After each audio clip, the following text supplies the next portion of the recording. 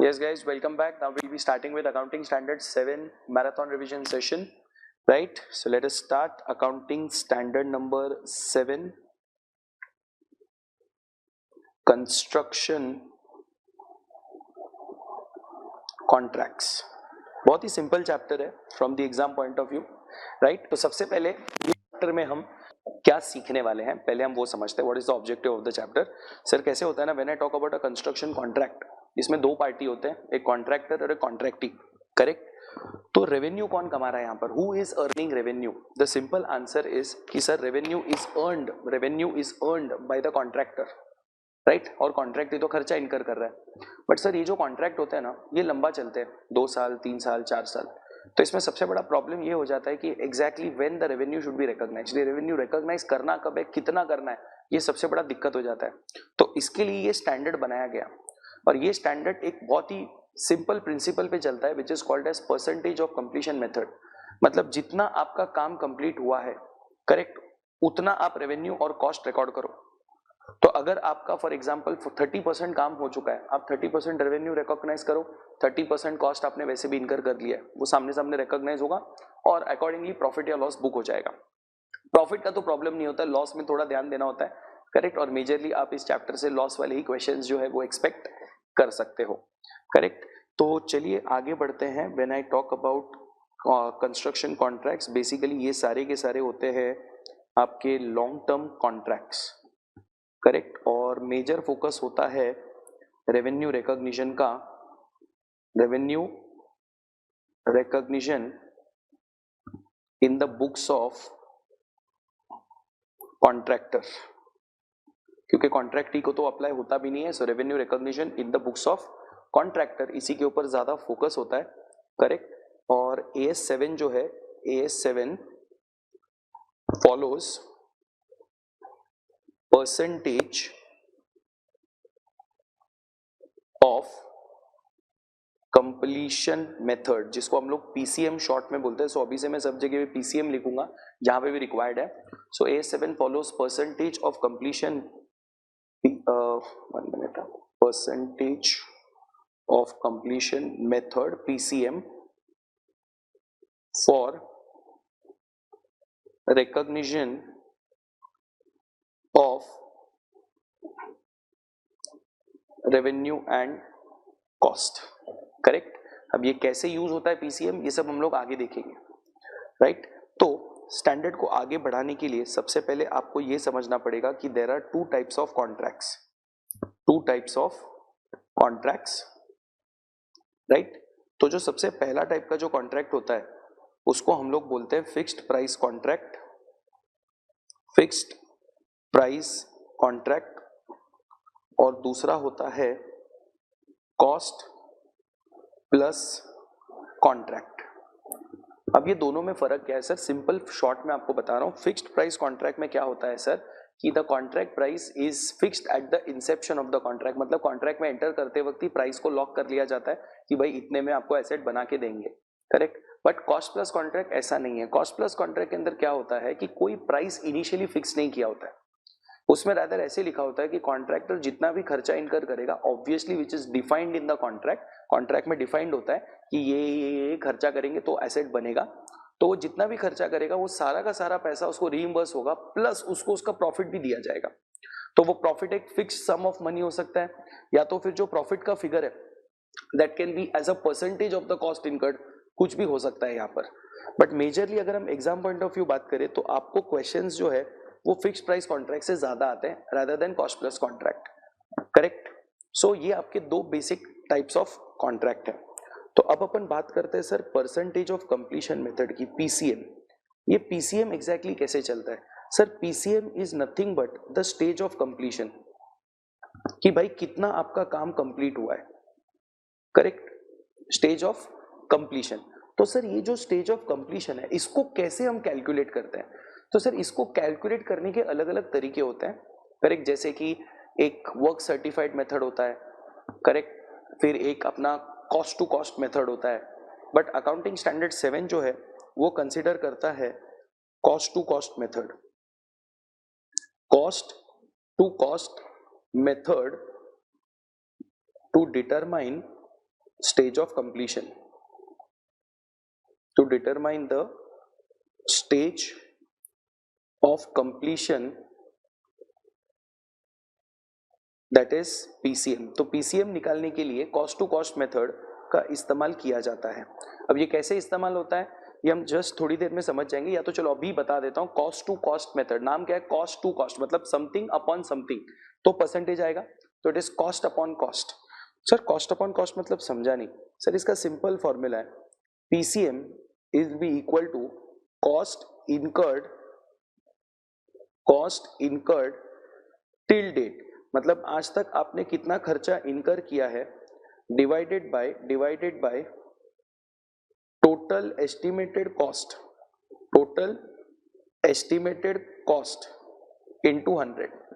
मतलब सर आज तक अगर आपने 20 रुपए का खर्चा इनकर किया है, करेक्ट, और आप ओवरऑल एस्टिमेट कर रहे हो कि लगभग आपको 100 रुपए का खर्चा होने वाला है, करेक्ट, इनटू 100, तो इसका मतलब 20% of the work is completed, 20% काम हो चुका है, correct, 20% of the work is completed. तो इसका मतलब ये है कि आपने अभी तक 20% एक्सपेंस इनकर किया है, क्योंकि अगर आप बोलते हो कि 20 रुपए का खर्चा मैंने अभी तक इनकर किया है, divided by total expenditure is 100, तो as a percentage of total expense मैं बोलूंगा ना 20 रुपया मतलब 20% काम आपने कंप्लीट किया है, 20% खर्चा आपने इनकर किया है। तो सर अगर आपने 20% खर्चा इनकर किया है तो आप 20% रेवेन्यू रिकॉर्ड करो। अगर खर्चा 20% है तो रेवेन्यू भी 20% होगा। That is the simple common sense of PCM. I hope आप समझ पा रहे इस बात को, करेक्ट। तो ऐसे ये पीसीएम इस तरीके से इस परसेंटेज को वर्कआउट किया जाता है। अब इसमें रेवेन्यू कैसे रिकॉर्ड करना है मैं आपको बस थोड़ी देर में बता दूंगा, राइट। सो अब हम आगे बढ़ते हैं कि सर ये जो कॉन्ट्रैक्ट्स है, जैसे एसेट्स इसमें बनाना होता है, बिल्डिंग बनानी है, रेलवे लाइन बनाना है, रेलवे स्टेशन बनाना है, मेट्रो वगैरह बनाना है, ये तो सब ठीक है सर, और इसमें 4-5 साल तक काम चलता है। तो सर इसमें फिर रेवेन्यू आप बोल रहे हो कि पीसीएम के बेसिस पे बुक करना है, करेक्ट। तो सर इसकी फिर अकाउंटिंग वगैरह सब कैसे होती है? तो देखिए सर इसमें आपको क्या समझना है कि आपका जो भी कॉन्ट्रैक्ट का रेवेन्यू है, करेक्ट, वो रिकॉग्नाइज होगा इस परसेंटेज के बेसिस पर, और सामने जो आप कॉस्ट इनकर कर रहे हो, राइट, वो आपने ऑलरेडी पहले इनकर किया है, इसके लिए ये फॉर्मूला से परसेंटेज मिल रहा है। तो कॉस्ट जो आपका रिकॉग्नाइज होगा वो एक्चुअल बेसिस पे रिकॉग्नाइज होगा, correct, actually rather I would say more accrual. तो इसका मतलब जब भी आप यहाँ पर ये जो परसेंटेज कैलकुलेट करने के लिए जो ये cost incur till date consider कर रहे हो ना, ये कौन सा कॉस्ट है पता है? ये आपका एक्रूड कॉस्ट है अभी तक का, जिसमें आपको आउटस्टैंडिंग और प्रीपेड को एडजस्ट करना है। तो आउटस्टैंडिंग और प्रीपेड एडजस्ट करने के बाद जो कॉस्ट का फिगर आया वो आपके न्यूमरेटर में आया हुआ है, राइट। तो अभी यहां से हम लोग तुरंत आगे बढ़ते हैं with respect to recognition of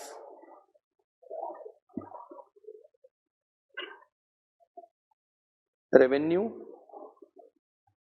cost, profits and losses,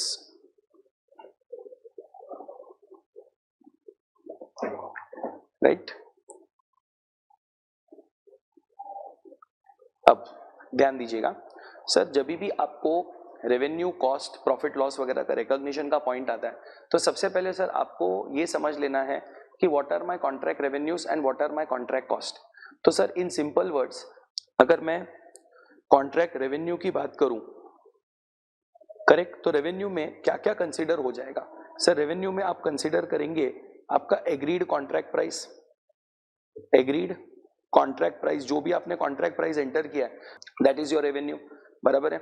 उसके साथ you will also consider the escalation claims, मतलब जो प्राइस बढ़ने की वजह से आप लोग अपने कॉन्ट्रैक्टी के पास से क्लेम करते हो कि भैया इतना प्राइस बढ़ गया सीमेंट का, इतना प्राइस बढ़ गया कंस्ट्रक्शन मटेरियल का, वो आपको ऊपर से पैसा देना पड़ेगा, that is basically your escalation claims. फिर उसके बाद रीइंबर्समेंट ऑफ कॉस्ट,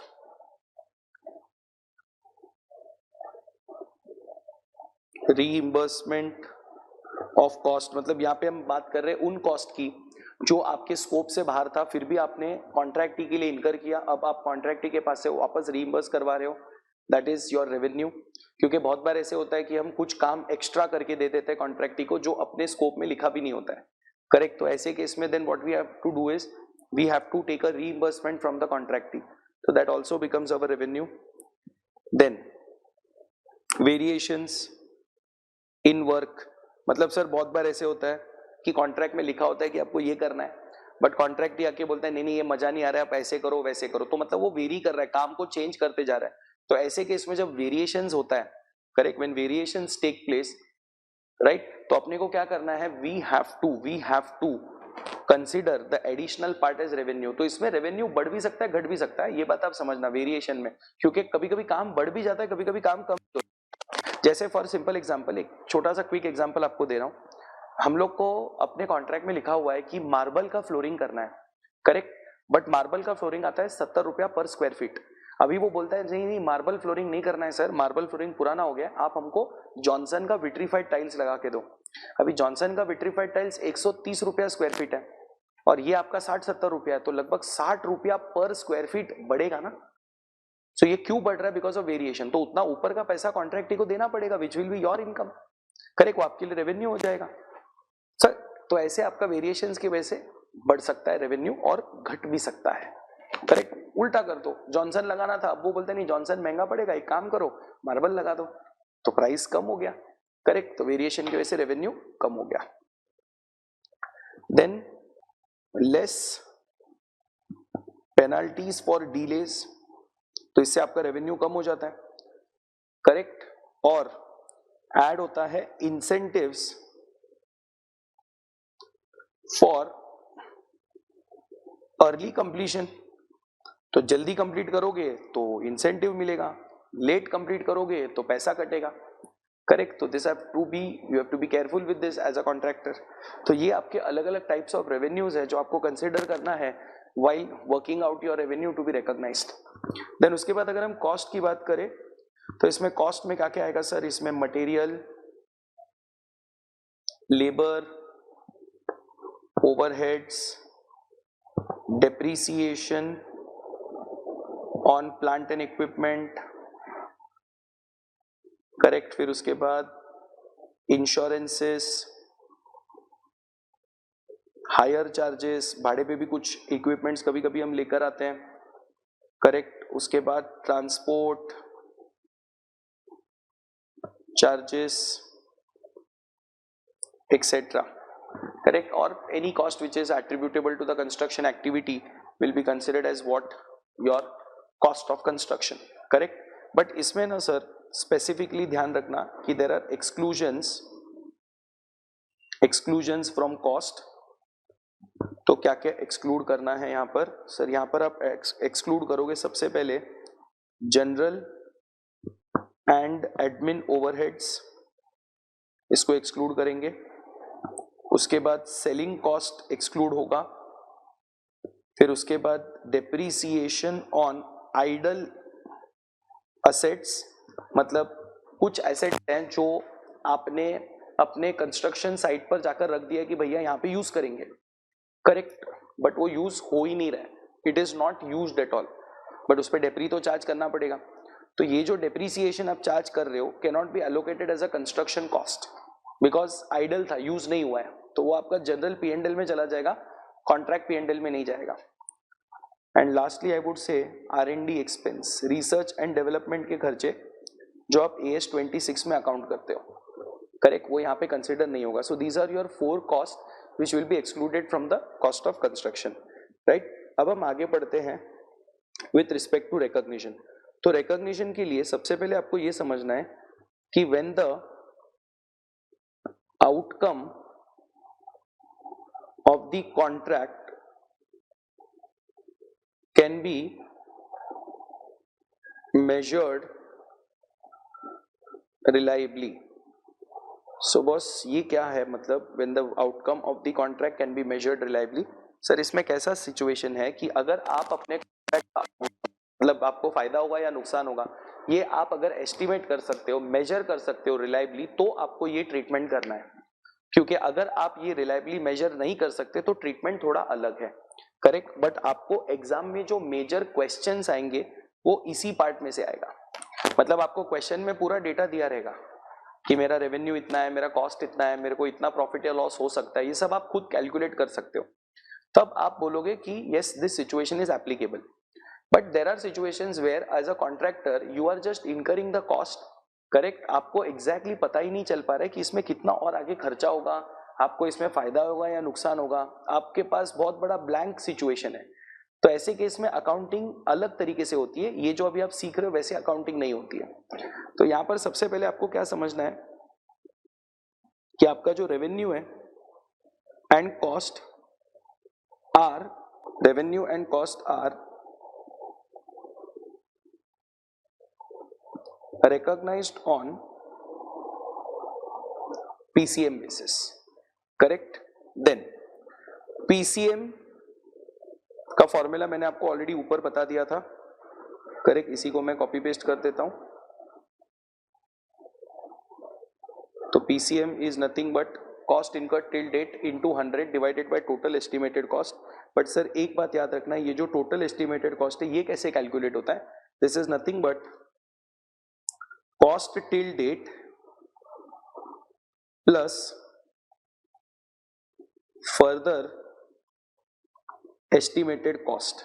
मतलब अभी तक आपने कितना खर्चा इनकर किया प्लस आप फ्यूचर में और कितना खर्चा इनकर कर सकते हो, उन दोनों का टोटल होता है आपका टोटल एस्टिमेटेड कॉस्ट। और इसका जो आंसर है वो आपको ऑब्वियसली एक परसेंटेज मिलेगा। अब आपको क्या करना है, इस परसेंटेज को अप्लाई करके रेवेन्यू निकालना है। So revenue to be recognised, तो कितना रेवेन्यू दिखाना है? सर आपका जो टोटल रेवेन्यू है, टोटल एस्टिमेटेड जो आपका रेवेन्यू है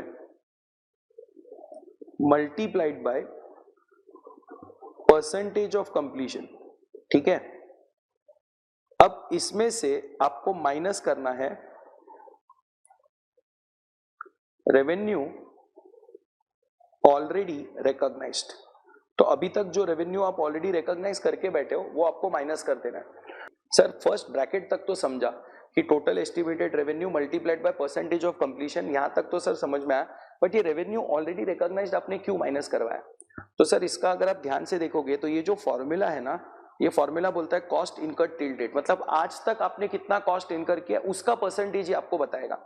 तो ये क्यूम्यूलेटिव परसेंटेज है, मतलब अगर फर्स्ट ईयर में आपको 20% आंसर आ रहा है और सेकेंड ईयर में आपको 35% आंसर आ रहा है, तो ये जो 35% है ना, दिस इंक्लूड्स फर्स्ट ईयर का 20%।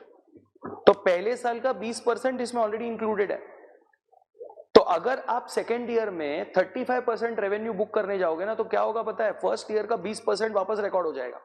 इसके लिए अपन क्या करेंगे, रेवेन्यू 100 रुपया इंटू 35% करेंगे, बट माइनस आपने लास्ट ईयर में 20 रुपीज रिकॉर्ड किया होगा, तो अभी आपको सिर्फ 15 रुपए रिकॉर्ड करना है। तो अभी का 15, पिछले साल का 20, टोटल तो 35 हुआ ना, करेक्ट? तो इसके लिए ये माइनस ऑलरेडी रिकॉग्नाइज जो है ना, ये बहुत इंपॉर्टेंट है, राइट? देन एक बार आपका रेवेन्यू रिकॉर्ड हो गया, फिर आपको ध्यान क्या देना है कि आपका ओवरऑल रिजल्ट क्या है, कि आपको ओवरऑल अपने प्रोजेक्ट में, अपने कॉन्ट्रैक्ट में फायदा हो रहा है या नुकसान हो रहा है। बात समझ रहे हो? तो उसके बेसिस पे आपका आगे का ट्रीटमेंट निकलेगा कि प्रॉफिट या लॉस का क्या करना है। So what you guys have to do is you have to now work out the estimated result of the contract. तो आप देख सकते हैं, देखो सब जगह पे एस्टिमेटेड ही है। सीधी बात है ना सर, 4-5 साल का कॉन्ट्रैक्ट है, आप प्रिसाइसली थोड़ी बता सकते हो कितना खर्चा होगा, कितना रेवेन्यू आएगा, वो तो चेंज होते रहेगा। इसके लिए एस्टिमेट है, और आगे जाके अगर चीजें चेंज हो भी रही है तो उसका प्रोस्पेक्टिव इफेक्ट आएगा, because these are all change in accounting estimate, सब प्रोस्पेक्टिव इफेक्ट वाले। मतलब कल को अगर मेरा कॉस्ट चेंज हुआ, करेक्ट, हो सकता है, पॉसिबल है, मेरा रेवेन्यू जो है टोटल एस्टिमेटेड वो भी चेंज हो सकता है, पॉसिबल है। तो अगर हो रहा है तो मुझे सिर्फ प्रोस्पेक्टिव इफेक्ट देना है, जो मैंने ऑलरेडी पास्ट में रिकॉर्ड कर दिया है उसका तो मुझे कुछ भी नहीं करना है। I just have to make the changes from now, right? So estimated result of the contract, that is I am talking about the profit और loss, I am talking about the profit और loss. So ये कैसे calculate होता है? Sir estimated profit और loss will be equal to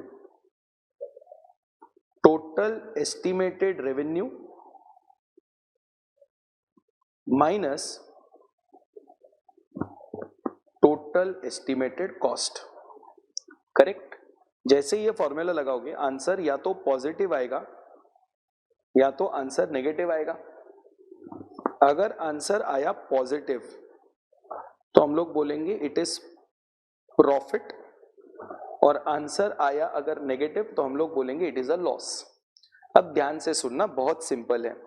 अगर आपको answer profit आता है, करेक्ट, तो स्टैंडर्ड क्या बोलता है मालूम है, रेवेन्यू और कॉस्ट तो आप वैसे भी पीसीएम पे रिकॉर्ड कर रहे हो, अब उन दोनों का जो डिफरेंस होगा that will be what, profit. That is a proportionate profit. Total profit तो फर्स्ट ईयर में आएगा ही नहीं, क्योंकि कॉमन सेंस है। मतलब अगर आपने 20% रेवेन्यू फर्स्ट ईयर में रिकॉर्ड किया, 20% कॉस्ट फर्स्ट ईयर में रिकॉर्ड किया, तो प्रॉफिट भी तो 20% ही आएगा ना, यस और नो, प्रॉफिट भी तो 20% ही आएगा। तो स्टैंडर्ड बोलता है उतना तो उतना 20% प्रॉफिट रिकॉर्ड कर दो। मतलब स्टैंडर्ड क्या बोलता है कि अगर आपको टोटल कॉन्ट्रैक्ट पे प्रॉफिट है तो एवरी ईयर जो भी आपका प्रोपोर्शनेट प्रॉफिट अराइज होता है रिकॉग्नाइज टू P&L। तो स्टैंडर्ड क्या बोलता है यहां पर, recognise the proportionate profits arising each year to P&L।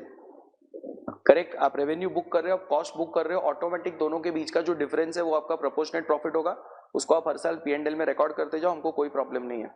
But sir अगर आपका लॉस मेकिंग कॉन्ट्रैक्ट है, अगर आपका लॉस मेकिंग कॉन्ट्रैक्ट है, करेक्ट, तो स्टैंडर्ड यहाँ पर कंजर्वेटिज्म प्रिंसिपल को बीच में लाता है और स्टैंडर्ड बोलता है कि because you have a overall loss on the contract you have to recognise the total loss in the first year itself. But sir problem है, टोटल लॉस कैसे आएगा, कैसे आएगा मतलब आप प्रोपोर्शनेट रेवेन्यू बुक कर रहे हो, आप प्रोपोर्शनेट कॉस्ट बुक कर रहे हो, तो टोटल लॉस थोड़ी आएगा, प्रोपोर्शनेट लॉस ही आएगा ना। तो आपको करना ये है कि जो आपका टोटल लॉस है, जिसमें से करंट ईयर में जो भी आपका प्रोपोर्शनेट लॉस ऑलरेडी एक्रू हो चुका है, रियलाइज हो चुका है, उसको माइनस करो तो आपको बचेगा अनरियलाइज्ड लॉस। सी टोटल लॉस में से रियलाइज्ड लॉस माइनस करोगे तो बचेगा अनरियलाइज्ड लॉस, तो उस अनरियलाइज्ड लॉस का आपको क्रिएट करना है provision. You have to create a provision for the unrealised loss. बात समझ रहे हो? तो स्टैंडर्ड क्या बोलता है यहां पर, recognise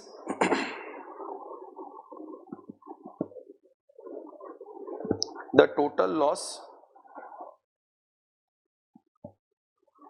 in the first year itself by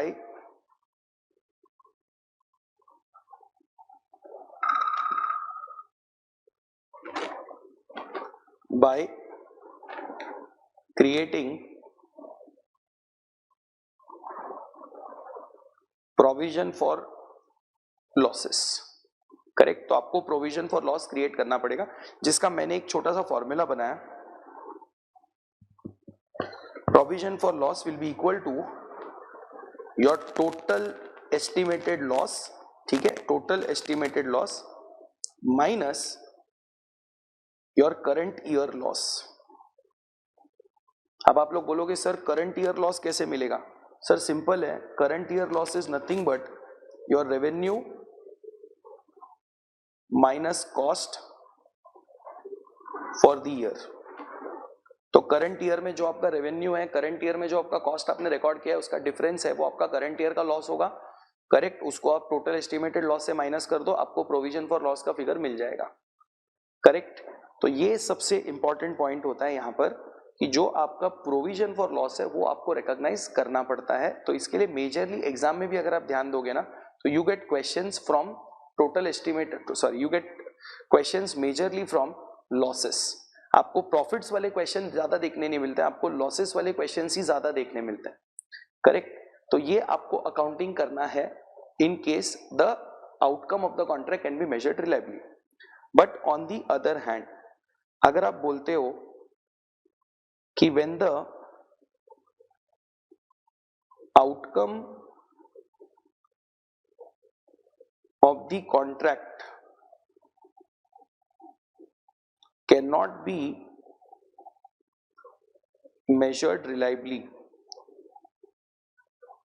तो सर अगर आप कॉन्ट्रैक्ट का जो आउटकम है नहीं कर सकते मेजर, मतलब आपको पता ही नहीं चल रहा है कि और कितना खर्चा होगा, कितना रेवेन्यू आ सकता है, करेक्ट, आपको इसमें प्रॉफिट होगा या लॉस होगा आपको कुछ मालूम ही नहीं है। तो स्टैंडर्ड ऐसे केस में क्या बोलता है मालूम है, स्टैंडर्ड बोलता है कि recognise the revenue only to the extent of cost incurred.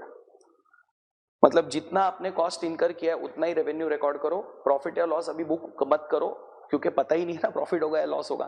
तो जब कॉन्ट्रैक्ट खत्म हो ही जाएगा तब तो पता ना चली जाएगा, तब कर देना रिकॉर्ड। तो अभी तक फिर आपको क्या करना है, सिर्फ जितना आपने समझो 50 रुपया कॉस्ट इनकर किया है 50 रुपए का रेवेन्यू बुक करो, बस बात खत्म, राइट। तो मेजर जो आपको एग्जाम में क्वेश्चंस आता है इसके ऊपर तो कुछ नहीं आता, इसमें आपको कुछ और ज्यादा करने की भी जरूरत नहीं है, या आया तो ज्यादा से ज्यादा एमसीक्यू में आ सकता है, बट जो भी प्रैक्टिकल आपको आना है इसके ऊपर आएगा, करेक्ट। और इसमें भी आपको मेजर ध्यान कभी देना होता है कि फर्स्ट ईयर में आपने प्रोविजन क्रिएट कर दिया, करेक्ट। अब obviously since it is a loss making project, second year भी जब आप प्रोपोर्शनेट रेवेन्यू और प्रोपोर्शनेट कॉस्ट रिकॉर्ड करोगे तो वापस कुछ लॉस रियलाइज होगा। तो इसका मतलब क्या है कि जो आपने प्रोविजन क्रिएट किया है अनरियलाइज्ड लॉस का, उसमें से आपको अब सेकेंड ईयर में जो लॉस अराइज हो रहा है वो रिवर्स करना है। मतलब सेकेंड ईयर में जब वापस लॉस आएगा तो आप पीएनएल को डेबिट नहीं करोगे नेट लॉस बोल के, करेक्ट। आपको क्या करना है, प्रोविजन के सामने राइट ऑफ करना है जो आप ऑलरेडी सीख चुके हो। So second year third year में जब वापस लॉसेस अराइज होंगे तो you are not going to recognise those losses again because you have already recorded the loss in the first year, correct. So whatever provision are available with you, उस provision के सामने आप इस loss को right of कर दोगे, right. तो चलिए इसको थोड़ा और आगे बेटर समझने के लिए हम लोग एक क्वेश्चन को सॉल्व करते हैं so that we get an exact idea of how exactly this entire accounting and all is done. So हम एक क्वेश्चन गो थ्रू करते हैं। यस, चलिए इस क्वेश्चन को देखते हैं हम लोग क्या हो रहा है। देखिए यहाँ पर, Sarita construction company obtained the contract for construction of a dam. The following details are available in records of the company for the year ended 31st March 2018. Total contract price 12,000 रुपए का है। Work certified and work not certified. Sir ये work certified and not certified का जब आप total लेते हो ना तो इसको हम लोग बोलते हैं कॉस्ट इनकर्ड टिल डेट। मतलब अभी तक आपने इतना काम कंप्लीट कर दिया जिसमें से जो इसका मतलब है अभी तक आपने इतना कॉस्ट इनकर किया टोटल 7,500 रुपए, जिसमें से 6250 सर्टिफाई हो चुका है। सर्टिफाई मतलब इसको कौन सर्टिफाई करता है, सर इसको जनरली सर्टिफाई करते हैं आर्किटेक्ट्स वगैरह, करेक्ट। जो एक ऑब्वियसली एक थर्ड पार्टी ऑफिशियल होता है वो इसको सर्टिफाई कर देता है कि भाई इतना काम आप हो चुका है। जैसे आपने देखा होगा कंस्ट्रक्शन लाइन में बिल्डर आपसे पैसा मांगता है कि भाई 40% काम हो गया है, तो इसका मतलब 40% of the work has been certified by the contractor, जो आउटसाइड पार्टी होता है। एक मेन कॉन्ट्रैक्टर नहीं जो काम कर रहा है वो अपने आप को सर्टिफाई नहीं कर सकता, तो ये जनरली चार्टेड इंजीनियर्स होते हैं या तो फिर ये वैल्यूअर्स होते हैं जो लोग आके चेक करके सर्टिफिकेशन दे देते हैं।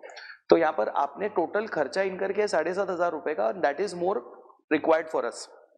देन फर्दर एस्टिमेटेड कॉस्ट आपका 8750 है। तो जो टोटल कॉस्ट है आपका, अगर आप इन तीनों का टोटल लेते हो, करेक्ट, तो इसका मतलब 6250 प्लस 1250 प्लस 8750, मतलब आपने अभी तक 16,250 रुपीज का कॉस्ट इनकर किया है। मतलब that is your total estimated cost, I am sorry, and आपका जो टोटल कॉन्ट्रैक्ट प्राइस है वो 12,000 है। तो इसका मतलब ये एक लॉस मेकिंग कॉन्ट्रैक्ट है। देन प्रोग्रेस पेमेंट आपने 5,500 रुपया रिसीव किया and progress payment to be received is 1,500।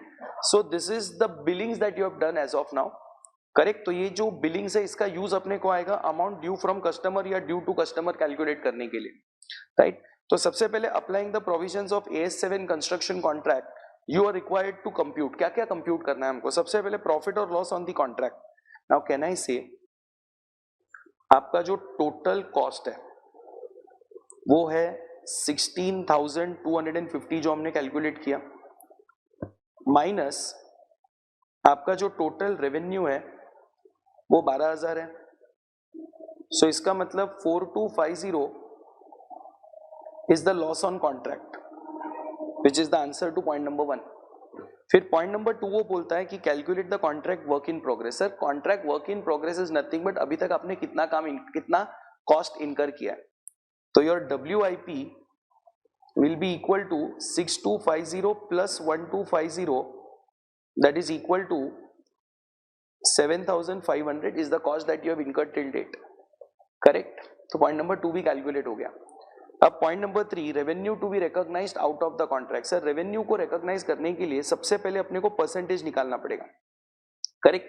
तो परसेंटेज का अपना फॉर्मूला क्या है, cost incurred till date which is 7,500 divided by आपका total estimated cost which is 16,250 into 100, right. तो 7,500 divided by 16,250 into 100, 46.15% of the work is completed.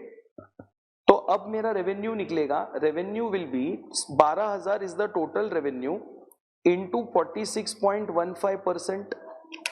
तो 12,000 into 46.15%, तो sir 5538 का मेरे को रेवेन्यू बुक करना है, करेक्ट।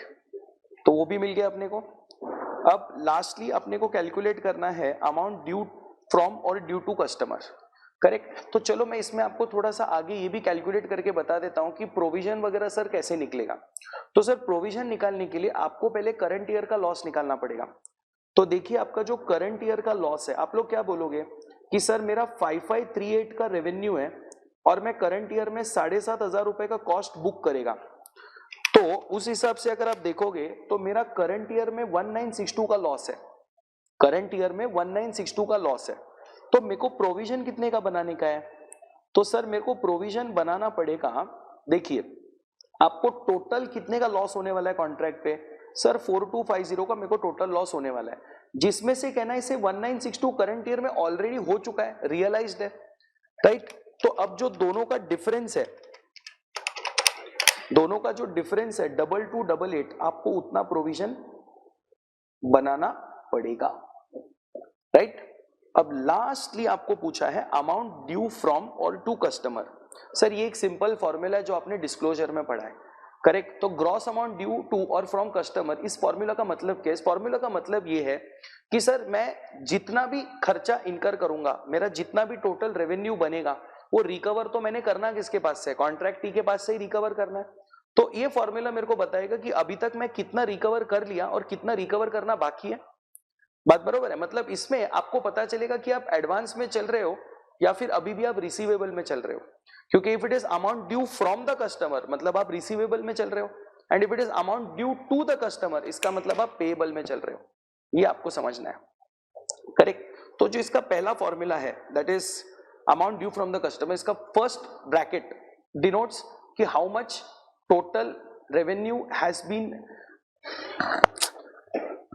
जो पहला ब्रैकेट है वो आपको बताएगा कि अभी तक आपको कितना पैसा ओवरऑल रिकवर करना है, करेक्ट। मतलब आपने जितना कॉस्ट इनकर किया प्लस आपका कितना प्रॉफिट है वो पूरा रिकवर करना है, या तो फिर आपने कितना कॉस्ट इनकर किया माइनस लॉस, क्योंकि लॉस आप सामने पार्टी से रिकवर नहीं कर सकते। तो अगर आप इस क्वेश्चन की बात करो तो कॉस्ट इनकर टिल डेट आपका 7,500 रुपया है, प्लस प्रॉफिट। अब प्रॉफिट तो है नहीं, तो इसका मतलब माइनस लॉस, माइनस 4250 आपने टोटल लॉस रिकॉग्नाइज किया। तो ये जो ब्रैकेट है आपको बताएगा कि आपको कॉन्ट्रैक्ट से कितना पैसा लेना है। तो इसका मतलब 7,500 रुपये आपका कॉस्ट है, उसमें से 4250 तो लॉस ही है ना सर। तो इसका मतलब आपको अपने कॉन्ट्रैक्टी से सिर्फ 3,250 रुपए लेना है, बट आपने उनके पास से ऑलरेडी लिया कितना है सर, 5,500 रुपया तो रिसीव हो चुका है और 1,500 का रिसीव होने वाला है, और इसका मतलब आपने 7,000 रुपया तो मांग लिया ना उनसे ऑलरेडी, करेक्ट। तो इसका आंसर जो है 3250 माइनस 7,000 आपको नेगेटिव 3750 आ रहा है। तो नेगेटिव 3750 का मतलब क्या हो गया, it is amount due to customer, मतलब सर आप ही उसको ऊपर से 3750 देना है, मतलब उतना पैसा आपको ज्यादा मिल गया। ऑब्वियसली ऐसा देना नहीं होता है, बट इससे आपको एक आइडिया मिल जाता है कि आपने ऑलरेडी सरप्लस पैसा सामने वाले पार्टी से उठा लिया, और ये आपका जैसे ही पूरा 5 साल 4 साल का जो कॉन्ट्रैक्ट है खत्म हो जाएगा, दिस अमाउंट ड्यू टू और due from customer will also become zero, क्योंकि सब पैसा आप उनसे रिकवर कर चुके रहोगे, right. So with this we will conclude the revision session for accounting standard number 7.